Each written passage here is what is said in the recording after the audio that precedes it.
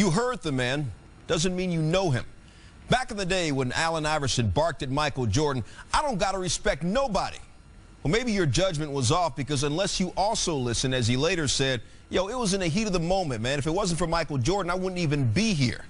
When you labeled him a punk because he scoffed, we're talking about practice, man. Practice. Well, maybe you're wrong because in assessing him, you also got to reflect on his unashamed tears just watching video of his former coach Larry Brown hug him. Allen Iverson's Sunday conversation in his own words in an interview done earlier this month.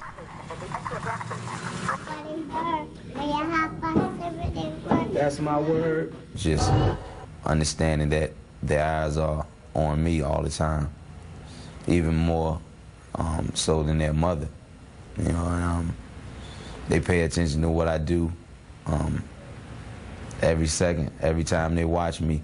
They're you know, they're taking in everything, and I just want to be as positive as I can towards them, to be able to discipline them, to be able to you know, be someone that they can listen to, and someone that they can understand that makes mistakes but wants to do everything the right way. So, you know, that's something that I think about all the time. You know, I think about my kids before a lot of decisions that I make now, and I hadn't did that in the past. You talk about being in a microscope worldwide, I don't even think about that. I think about being under that microscope in the house. A lot of those times, even with, you know, David Stern and Larry Brown, a lot of those things, 99% of the time, were things that that I had control of and let get out of control. A lot of those things, 99% of the time, were my fault.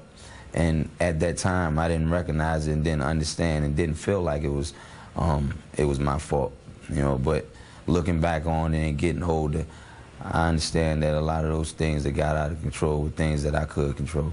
Nobody wants to leave this game, and then after it's all over with, the only thing you can discuss about that player is the negative things that went on in his career. I don't want to be that person. I don't want to leave a mark on this game like that. You know, when I'm going, you know, obviously it's going to be a lot of negative things said about me once it's all over, but I want people to concentrate on the positive things that I did in this league instead of the negative. I leave this game not winning the championship before I chase one.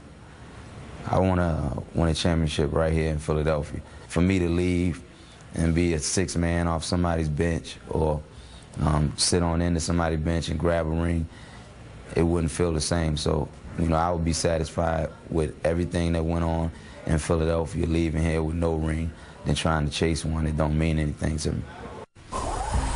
Thoughtful young man, loves his kids. Allen Iverson knocking on history's door. 2 more 40-point games would tie him with Kareem Abdul-Jabbar and Rick Barry for 5th most in NBA history. He's